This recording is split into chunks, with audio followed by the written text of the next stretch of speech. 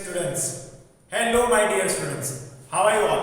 आई hope कि आप सब मस्त होंगे, घर में पूरी तरह से स्वस्थ होंगे। और जैसे कि आप लोग जान रहे हो, हम लोग चैप्टर नंबर 5 पढ़ रहे हैं, यानी कि जो हमारा सेकेंड टर्म का चैप्टर है वो हमने शुरू किया।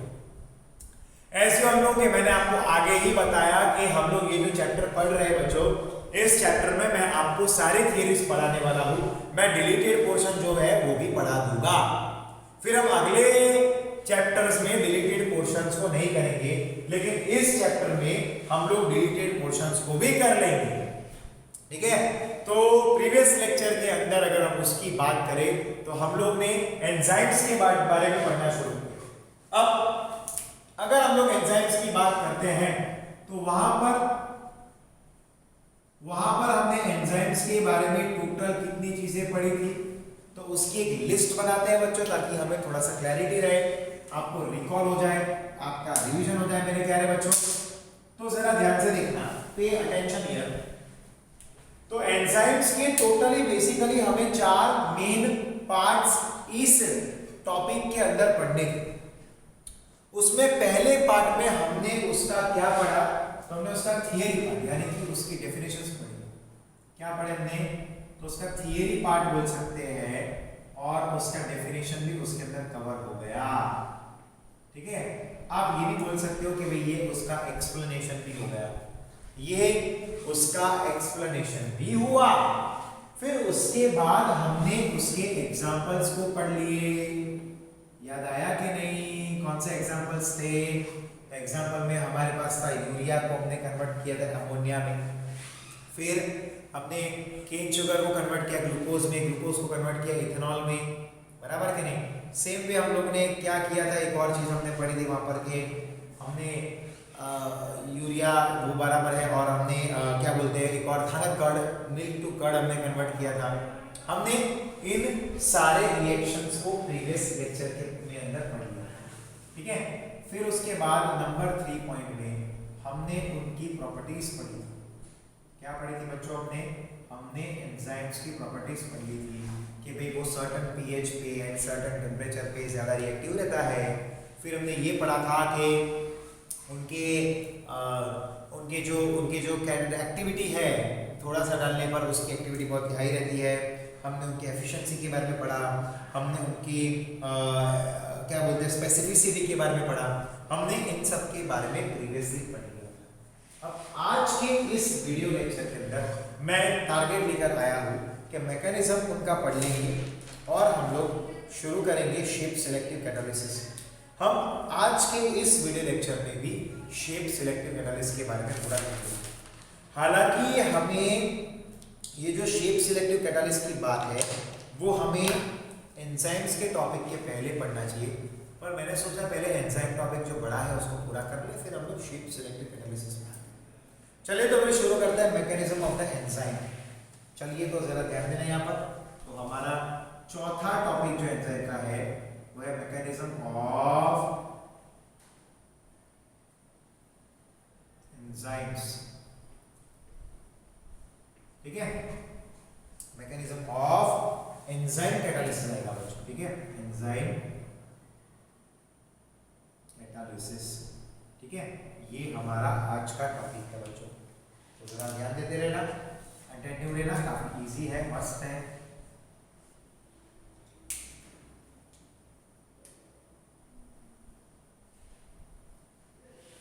ठीक है, तो जरा अटेंटिव रहना, हम लोग कंप्लीट करेंगे।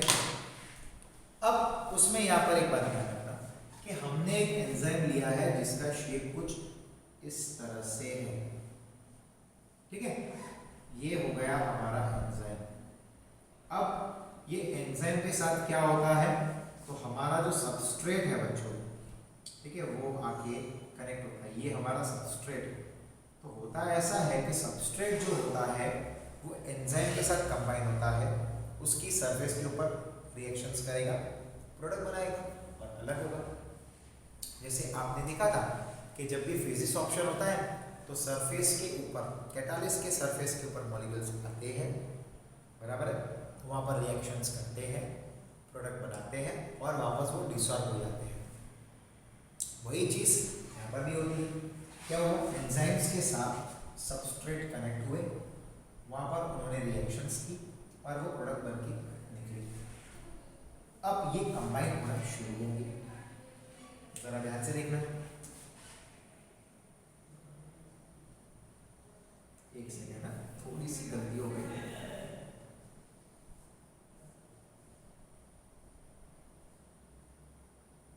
और ये हमारा जो एंजाइम सबस्ट्रेट, अब इसको यू बना दो तो ये क्लियर हो जाएगी, तो हमारा ये शेप कंप्लीट हो जाए।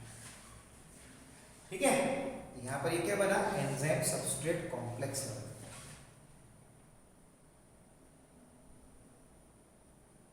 अब ये आपस में, इनके पास, एंजाइम के पास ऐसे साइट होते हैं जहां पर कोई भी सबस्ट्रेट आकर रिएक्ट हो सकता है। ये कंबाइन हुए, अब इनकी रिएक्शन होगी, ठीक है, और हमें प्रोडक्ट्स मिलेंगे।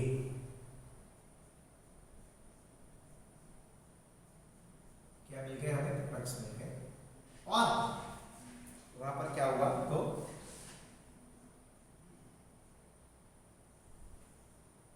एंजाइम रीजनरेट हो गया, यानी कि अलग हो गया। ठीक है, तो यहाँ पर क्या हो रहा है, तो एंजाइम जो था वो अलग हो गया और प्रोडक्ट्स हमें यहाँ पर मिल गए। We obtain the product.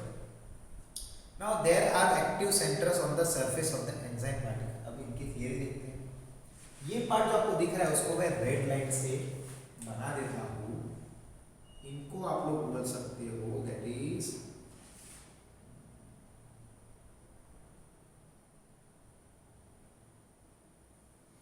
ठीक है, इनको हम लोग क्या बोलते हैं, तो दिस आर एक्टिव सेंटर्स। ये एक्टिव सेंटर्स है, तो there are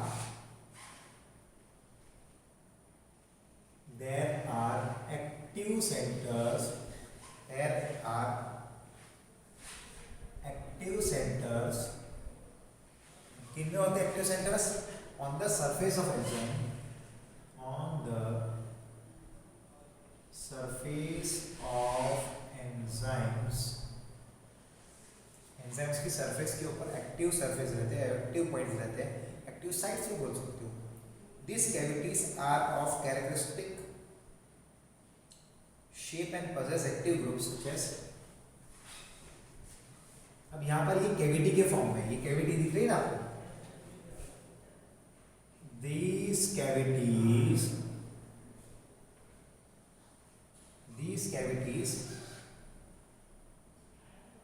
are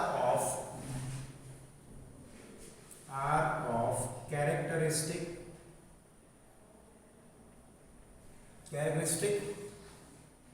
shape and possess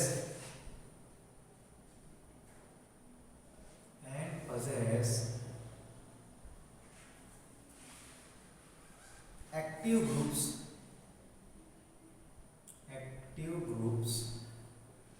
such as, में एक्टिव ग्रुप रहते हैं such as NH2, COOH, SH, OH etc. NH2, COOH, SH और हो सकता है OH etc. अब यहाँ पर ये जो आपको एक्टिव ग्रुप्स दिख रहे हैं वही क्या करते हैं, वही एंजाइम का एक्टिव साइट बनाते हैं। वही क्या करते हैं, एंजाइम का एक्टिव साइट बनाते हैं। अब इनमें क्या होगा, ये जो ग्रुप्स है उनमें NH2 में N से बॉन्ड बनेगा, COOH में C से बॉन्ड बनेगा, SH में S से बॉन्ड बनेगा, OH में O से बॉन्ड बनेगा। इनमें बॉन्ड फॉर्मेशन होगा, ठीक है। तो इनमें इस तरह से बॉन्ड फॉर्मेशन होता है, समझ रहे हो आप लोग, यू गेटिंग इट। हाँ, तो जैसे NH2 की मैंने बात की तो उसमें N से बॉन्ड फॉर्मेशन होता है, COOH में C से बॉन्ड फॉर्मेशन होता है, SH में S से बॉन्ड होता है एंड OH में O से बॉन्ड होता है, ठीक है। तो ये यहाँ पर हो गया है mechanism of the enzyme catalysis. Enzyme catalysis यानी कि एक ऐसा कैटालिसिस जिनमें एंजाइम्स उस रिएक्शन को कंप्लीट करवाने में हेल्प करते हैं, जिसमें एंजाइम्स जो रहते हैं वो कैटालिस्ट का काम करते हो, उनको हम लोग एंजाइम कैटालिसिस बोलते हैं। अब बच्चों एक बात याद रखना कि एंजाइम को एंड वाटर को जब हम कंबाइन करते हैं तो कोलोइडल सॉल्यूशन बनता है। एंजाइम प्लस वाटर का जो फॉर्मेशन होता है वो कोलॉइडल सॉल्यूशन देता है। क्या देता है वो कोलॉइडल सॉल्यूशन देता है। ठीक है,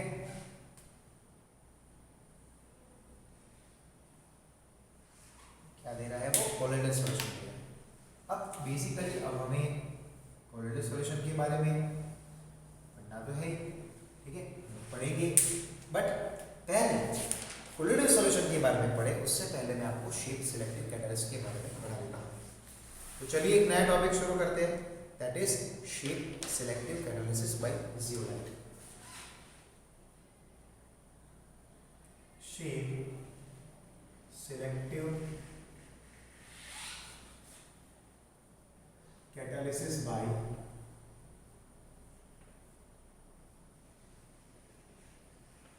जियोलाइट्स। ठीक है, shape selective catalysis by zeolites कर रहे हैं हम वो, तो जरा ध्यान देना।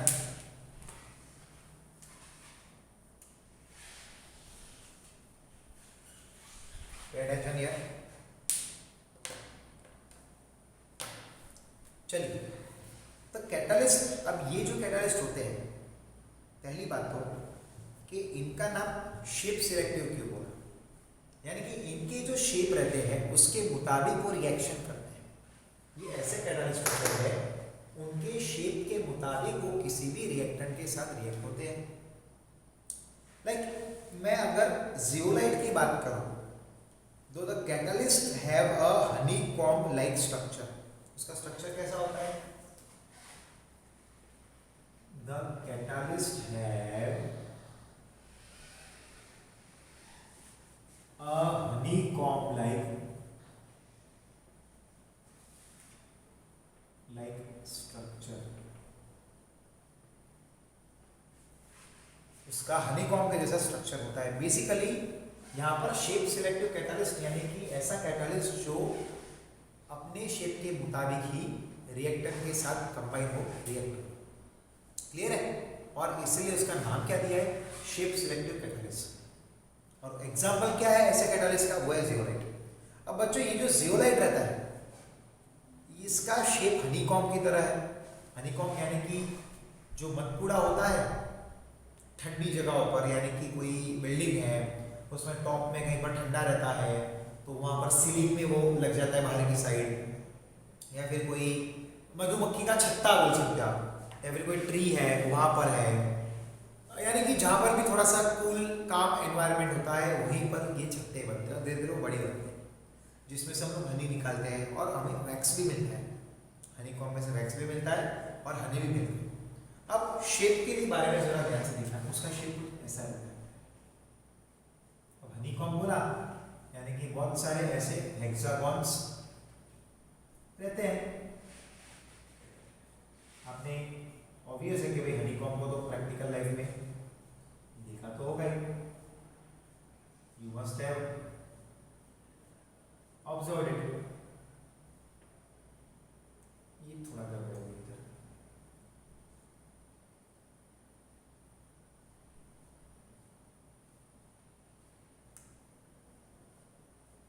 ठीक है।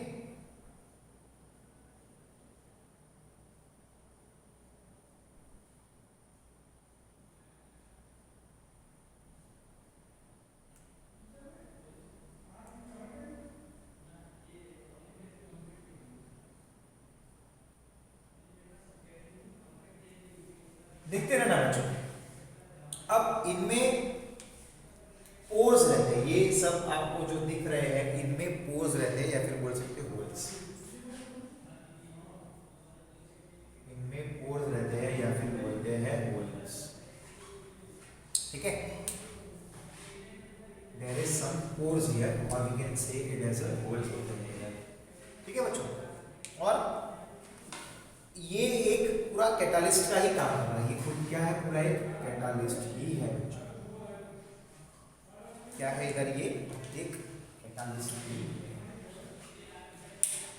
अब यहाँ पर जो भी रिएक्टेंट मॉलिक्यूल की साइज इस पोर से छोटी है, ठीक है, वही उसके अंदर एंटर हो पाएगा। लेकिन अगर मान लो बड़े बड़े मॉलिक्यूल्स हैं तो फिर वो इसके अंदर एंटर नहीं हो पाएंगे, यानी कि इनके पोर्स के साइज से जो भी छोटे मॉलिक्यूल होंगे रिएक्टेंट के, वही इनके अंदर एंटर होके रिएक्शन को करवा पाएगा, बाकी इनके अंदर एंटर होके रिएक्शन को नहीं करवा पाएगा। अब यहाँ पर हमें एक बात याद रखना है, the catalytic process which depend upon the shape और pore size of catalyst and the size reactor and product is called as shape selective catalyst. जो मैंने दो शब्द समझाए थे ना, उसका यहाँ पर डेफिनेशन भी दिया है। The catalytic process,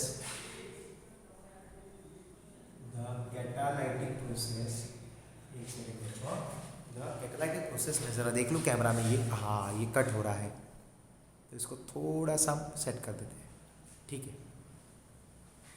Catalytic process, the catalytic process which depend upon the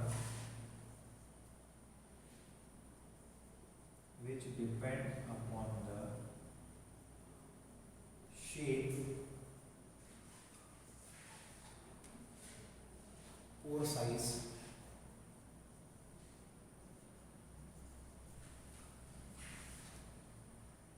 of the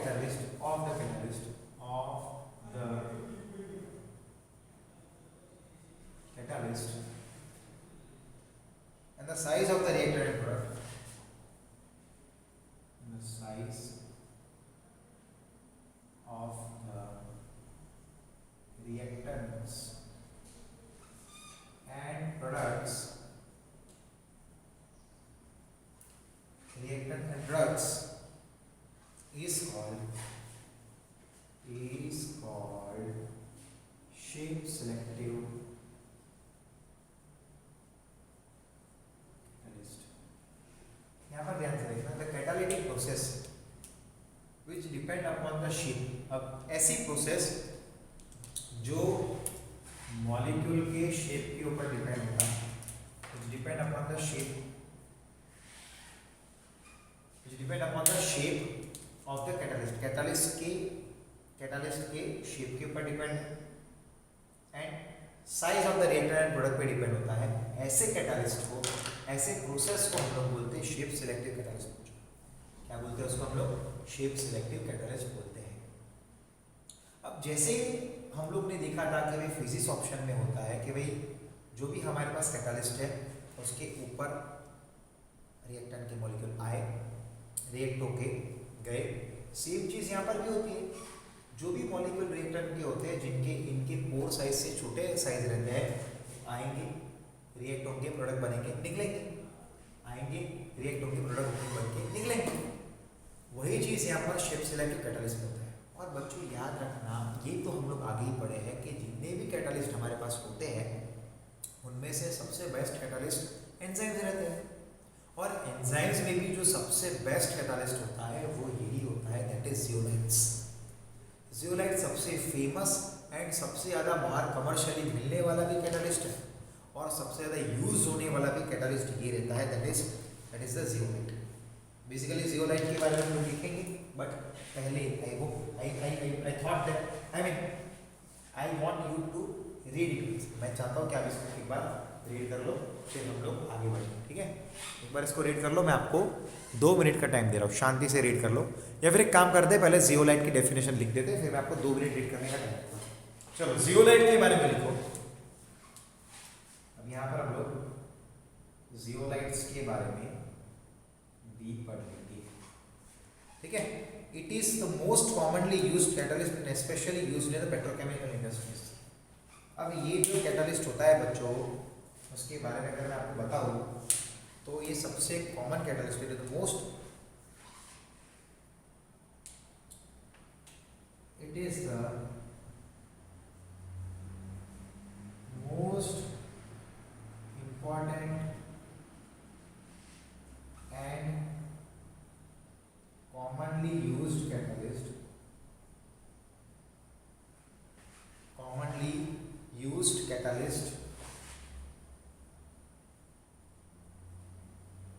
and especially used in petrochemical industries, especially used in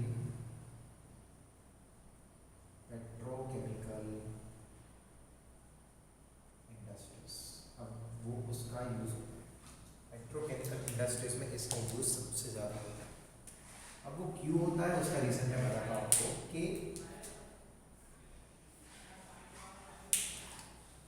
हम लोग जब भी पेट्रोलियम को अर्थ की क्रस्ट में से निकालते हैं, जो हमें क्रूड ऑयल मिलता है या वो जो ब्लैक ऑयल मिलता है जिसमें से हमें petrol, diesel, kerosene, naphtha, wax मिलता है, बेसिकली बहुत लंबी पॉलीमर की चेन होती है। वो जो भी पेट्रोलियम हमें मिलता है वो पॉलीमर की बहुत लंबी चेन होती है। तो बेसिकली हम करते क्या है, ये जो जियोलाइट होता है वो उसका क्रैकिंग प्रोसेस करता है, यानी कि इस लंबे मॉलिक्यूल को तोड़ेगा, छोटे छोटे पार्ट में तोड़ेगा, क्रैकिंग प्रोसेस बोलते हैं। तो छोटे छोटे मॉलिक्यूल मिलेंगे, वो लंबे मॉलिक्यूल में से हमें छोटे छोटे मॉलिक्यूल्स मिलेंगे। एक मॉलिक्यूल होगा केरोसिन का, एक हमको मिलेगा पेट्रोल का, एक हमको पार्ट मिलेगा डीजल का, एक पार्ट मिलेगा वैक्स का, समझे क्या नहीं? यानी कि लंबे पॉलीमर चेन जो पेट्रोकेमिकल का होता है उसको तोड़ता है, क्रैकिंग करता है ये जियोलाइट, और उसमें से हमें अलग अलग प्रोडक्ट्स मिलते हैं। लाइक एक पार्ट में से केरोसिन मिला, एक पार्ट में से हमें पेट्रोल मिला, डीजल मिला, वैक्स मिला, एक्सेट्रा, लुब्रिकेटिंग ऑयल मिला। तो ये सारी चीज़ें हमको वहाँ से ऑब्टेन होती है, हमें एक्सट्रैक्ट होती है। तो जियोलाइट का काम ही ये होता है कि वो क्रैकिंग करवाने में हेल्प करता है। अब बेसिकली उसके बारे में और भी हम आगे पढ़ते हैं, बट पहले मैं चाहता हूँ कि आप इसको रीड कर लो, फिर मुझे इनमें से कुछ पार्ट पूरा करना है। ओके, एक बार रीड कर लो, चलो।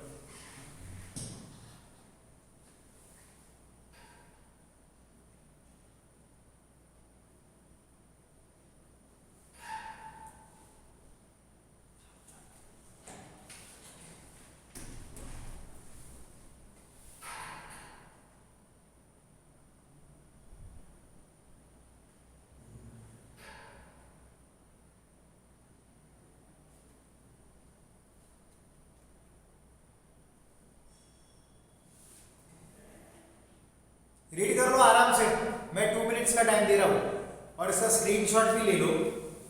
फिर हम लोग आगे बढ़ते हैं, और वो हमारा टॉपिक है, दैट इज यही टॉपिक को कंप्लीट करेंगे आगे ही इसी लेक्चर के अंदर।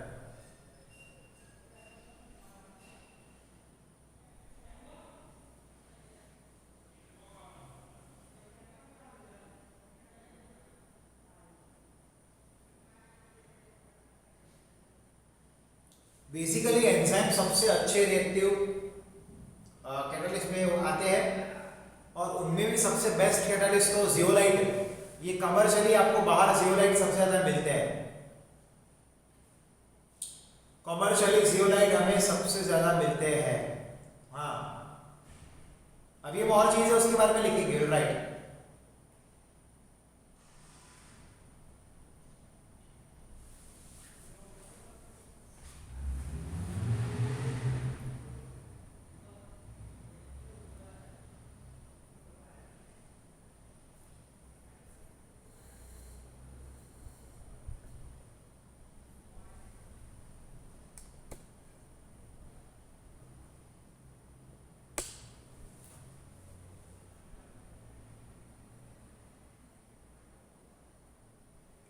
चलो आगे बढ़ते हैं अब हम लोग।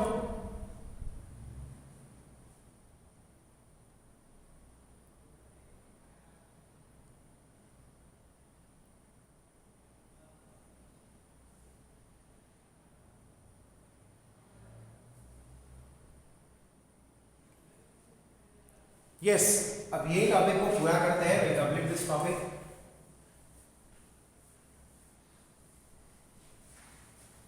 आई होप कि आप लोग ने इसको एक एक बार रीड कर लिया होगा, स्क्रीनशॉट ले लिया होगा, कि इसकी नोट्स बनाना भी जरूरी है हमारे लिए, ठीक है। अब बेसिकली ये जो जियोलाइट रहते हैं वो होता क्या है, तो वो केमिकली इट इज एल्यूमिनोसिलिकेट। बेसिकली होता क्या है,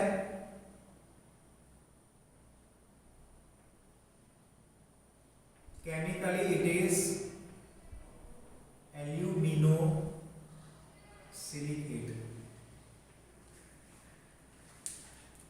केमिकली वो क्या है, तो वो एल्यूमिनोसिलिकेट है।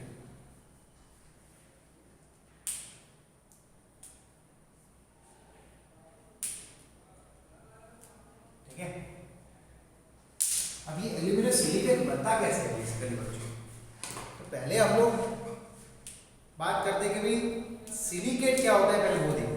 तो सिलिकॉन यहाँ पर ये है, एक ऑक्सीजन, दूसरा, तीसरा, चौथा, एक और है, ठीक है। ये तो एक सेकेंड, हाँ ठीक है। फिर हम लोग और आगे लेंगे, लाइक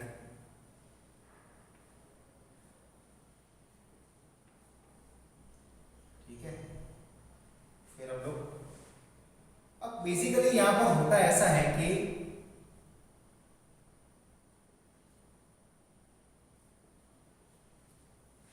बेसिकली यहां पर होता ऐसा है कि हाँ, ये जो सिलिकेट आयन होते हैं उनमें जो सिलिकॉन होता है उसकी कुछ जगहों पे, उसकी कुछ स्पेसिस पे एल्यूमिनियम आ जाता है, समझे। तो कहीं कहीं पर क्या आ जाता है, तो वहां पर आ जाता है दैट इज एल्यूमिनियम, कहीं कहीं पर एल्यूमिनियम वहां पर आ जाता है, ओके। हाँ,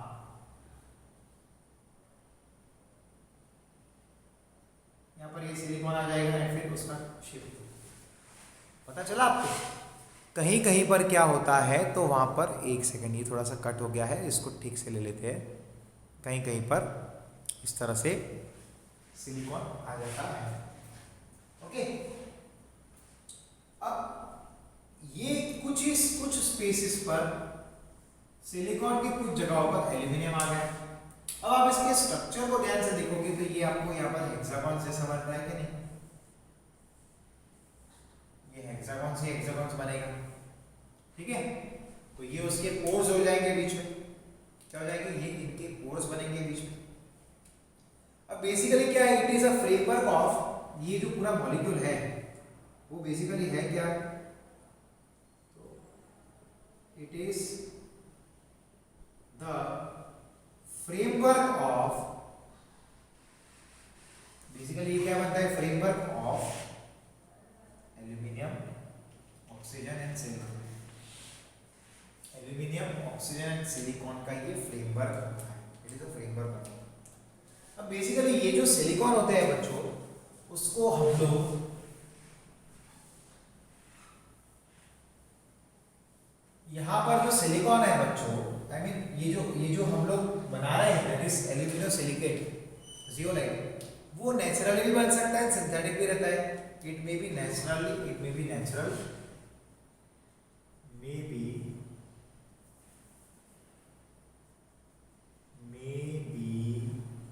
नेचुरल, या फिर उसको हमने केमिकली प्रोसेस किया होगा, यानी कि सिंथेटिक भी हो सकता है,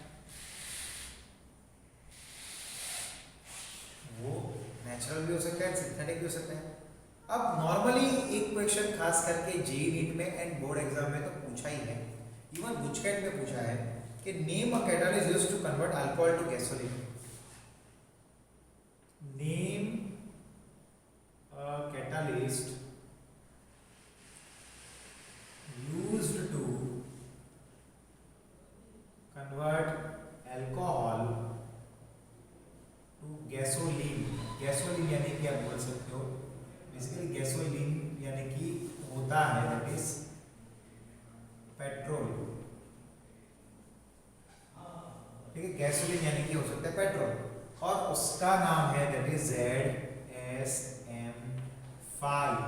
ये सबसे फेमस एंड सबसे बेस्ट कैटालिस्ट कह सकते हो आप उसको, most famous and the best catalyst. Basically ये क्या है, Z का मतलब होता है जियोलाइट, S का मतलब होता है सीव। सीव यानी कि पता है ना वो छन्ना होता है ना जिसमें अपने आटा वगैरह होता है उसको करते हैं, बराबर कि नहीं, सीव। उसके अंदर जो होल होल होल रहते हैं स्क्वायर, वो सीव्स हुए बच्चों, क्या हुआ, सीव्स। तो ZSM का मीनिंग क्या होता है, Z फॉर जियोलाइट, S यानी कि सीव, M यानी कि सीव मैश, ठीक है ना। और उसका नंबर यानी कि साइज बताया है, ये 5 नंबर यानी कि उसका साइज है। अब अगर 5 है यानी कि इसका जो वो होल है वो थोड़ा बड़ा होगा, 6 है यानी कि उसका होल थोड़ा छोटा होगा, 7 यानी कि उससे छोटा, 8 यानी कि उससे छोटा, 9 और छोटा, ऐसा होता है इसमें। समझे? यहाँ पर ZSM5 जो है वो सबसे बेस्ट एंड सबसे कॉमनली यूज होने वाला एक जियोलाइट होता है। It is the most common and it is the it's been used in very huge amount. अब ZSM5 ये नाम कैसे रखते हैं? तो Z का मतलब जियोलाइट हुआ, S का मतलब उसके अंदर जो वो मैश जो है ना, मैश वो क्रिस क्रॉस कैसे रहता है वहां पर, वो देखा होगा आपने, यूं गर्मी रहती है, बराबर कि नहीं, यूं ये मैश रहता है, तो उसके अंदर जो ये होल्स होते हैं उसकी साइज, तो सीव मैश, उसके अंदर होल वाला जो मैश है उसका साइज क्या 5। नंबर अगर कम है, छोटा नंबर है, यानी कि साइज बड़ा होगा पोर का, होल का, और अगर नंबर बड़ा है तो उसके पोर का साइज छोटा रहेगा, कम रहेगा। समझे? क्लियर हुआ? यस। तो देखो यहाँ पर हमने एल्यूमिनियम सिलिकेट का स्ट्रक्चर भी बनाया, एक रफली स्ट्रक्चर बनाया है, इनके अंदर ये पोर्स रहते हैं और ये पोर्स के मुताबिक क्या होता है, कोई भी रिएक्टर उसके साथ रिएक्ट होगा, प्रोडक्ट बनाएगा और जाएगा, यानी कि उसकी रिएक्शन इनके पोर्स के साइज के मुताबिक डिपेंड रहती है। ठीक है, तो यहाँ पर हमारा ये टॉपिक भी कंप्लीट होता है। तो आज के इस लेक्चर के अंदर हम लोग ने टोटल मिलाकर 2 टॉपिक्स को कंप्लीट किए।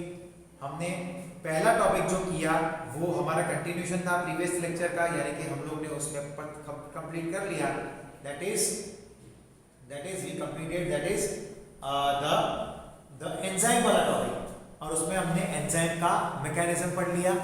उसके बाद हमने आज शेप सिलेक्टिव कैटालिस्ट को भी कंप्लीट किया, जो हमारी टेक्स्ट बुक के अंदर दिया हुआ है। अब आपने इतने पार्ट को तो लिख ही लिया होगा, आई मीन पढ़ लिया होगा, इतना पार्ट जो बाकी है इसका आप लोग स्क्रीनशॉट लेना मेरे प्यारे बच्चों, और इसका नोट्स बनाना, अच्छी तरह से मेहनत करना। अब हम लोग मिलेंगे नेक्स्ट लेक्चर में with one more new topic, ठीक है, और इसके बाद के जो टॉपिक हमारे शुरू होंगे वो इस चैप्टर का सबसे आखिरी पार्ट हो रहा है शुरू, दैट इज कोलॉइड्स। अब हम लोग जो शुरू करेंगे वो इस चैप्टर का आखिरी पार्ट है, दैट इज कोलॉइड्स। ठीक है, उसमें हमें तकरीबन 4 से 5 लेक्चर की जरूरत पड़ेगी और फिर हमारा चैप्टर खत्म। यानी आज आप लोग वीडियो लेक्चर देखोगे, आज है ट्यूसडे, हम ट्राई करेंगे इस वीक एंड तक या फिर अगले वीक तक हम कंप्लीट करेंगे। और मेरा एक और प्लान है कि ये चैप्टर कंप्लीट होने के बाद मैं आपको चैप्टर नंबर 4 के न्यूमेरिकल्स करवाऊंगा। एक लेक्चर में मैं सारे इंटेक्स क्वेश्चंस करवाऊंगा और एक लेक्चर में मैं उसके एक्सरसाइज क्वेश्चंस करवाऊंगा। ठीक है, अभी हमें कोई भी जल्दी नहीं है, हमें सिलेबस को कंप्लीट करवाने में जल्दबाजी नहीं है, क्योंकि हमारे पास अभी काफी टाइम मिल चुका है। अब हम आराम से फरवरी एंड तक सिलेबस कंप्लीट करेंगे तो भी हमारा हो जाएगा। ठीक है बच्चों, तो मिलते हैं अब हम नेक्स्ट लेक्चर में। Till then goodbye, take care. I hope कि आपने आज के इस लेक्चर को एंजॉय किया होगा एंड आपको पूरी तरह से समझ में आया। मिलते हैं बच्चों, गुड बाय, टेक केयर।